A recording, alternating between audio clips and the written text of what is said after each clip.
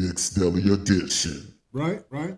So as you know, anytime I do Knicks Deli, we go through the menu and then we have the point where we talk about the nah moment of the day. All right. If you're new to Knicks Deli, what that is either a person, a player, a coach, a situation in the game that makes you pause for a moment, look at them sideways and say, Nah, son, nah.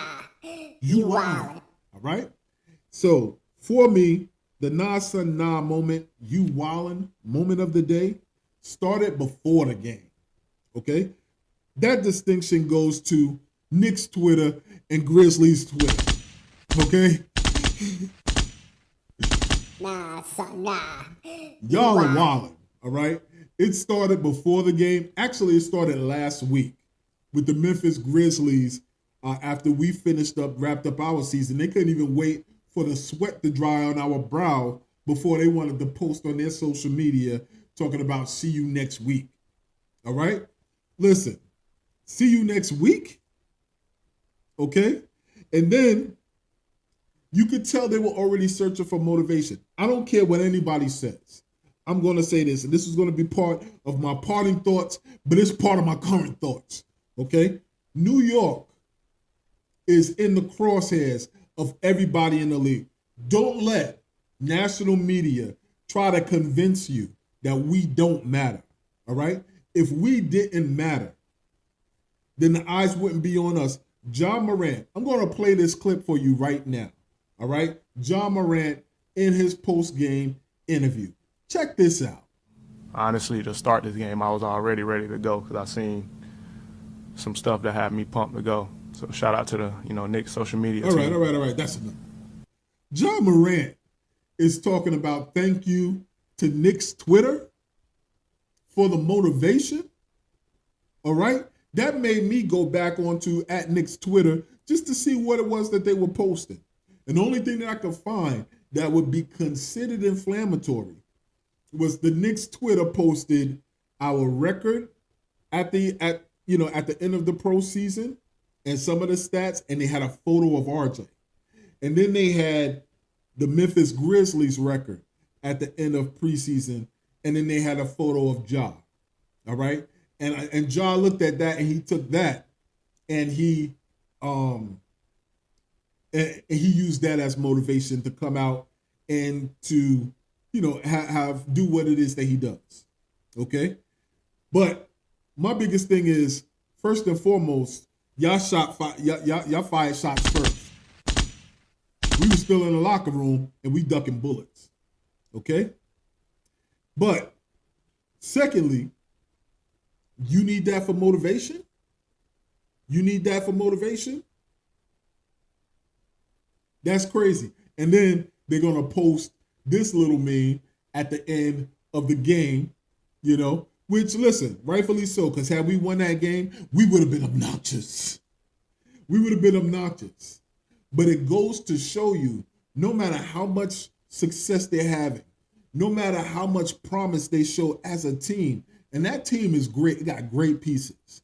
Steve Adams, Bane, Ja, that team is a great team. Like, I would love to have the components on that team that they have. All right? But they are really studying the New York Knicks. All right? They're really studying RJ. And that's going to help me bleed into, and I contributed to that a little bit by @in New York Knicks as well. I'm going to post my post on Twitter talking about the only Memphis we respect in New York is Memphis Bleak. Okay? Memphis Bleak. Memphis Bleak is the only Memphis we respect. And shout out to Memphis Bleak, because Memphis Bleak liked the post. Okay? So I'm going to say I contributed to that rage in my mind that John Morant had tonight. Okay? But I want to bleed that into RJ Barrett. RJ Barrett had an abysmal showing tonight. Okay? A lot of people always talk about the positive. I'm going to talk about the negative. RJ Barrett had an abysmal showing tonight. Okay? He he wasn't in sync. And this is my take on it. We continue to forget the fact that he is in year 4, but he is still 22. And I also said no excuses. These are not our kids anymore, okay? These are young professionals in their field, and they've been playing basketball all their lives. So the only adjustment that they are legitimately expected to struggle to make is this adjustment to the mounting pressure that comes with contracts, stature, expectations. All right? And that's exactly what I saw last night. Last night, what I saw was a buildup. It was a buildup for a young player who just secured a contract this summer on one of the most high-profile, if not the most high-profile team in the NBA. He is billed as the face of the franchise, and he's going into a game with someone who is a superstar in terms of skill, ability, impact, pop, all right, face of the league. And he came in your draft class, a slot above you, okay? So you know that on a national game, ESPN, first game of the season, New York versus Memphis, that whole buildup, okay? You know he wanted to perform well.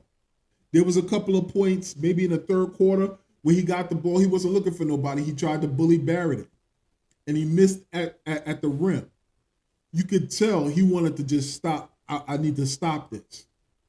I need to will myself to perform, okay? And it didn't necessarily work out for him.